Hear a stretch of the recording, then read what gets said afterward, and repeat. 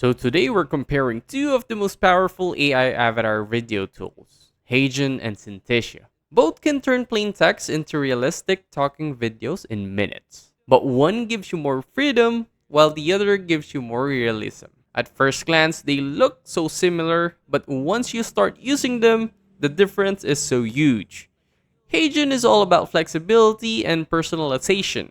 It offers over 300 video templates and supports more than 175 languages. You can tweak tone, emotion, clone your own voice, and even add personal avatars, making your content sound like you. Plus, it has cloud-based real-time collaboration so you and your team can edit together from anywhere. On the other hand, Synthesia goes all in on realism. It gives you access to over 230 lifelike avatars, fewer than HeyGen but designed to move and gesture like real humans. It can also generate videos up to 250 minutes long, which is much longer than HeyGen's limit. Here's what stood out after testing both for a week.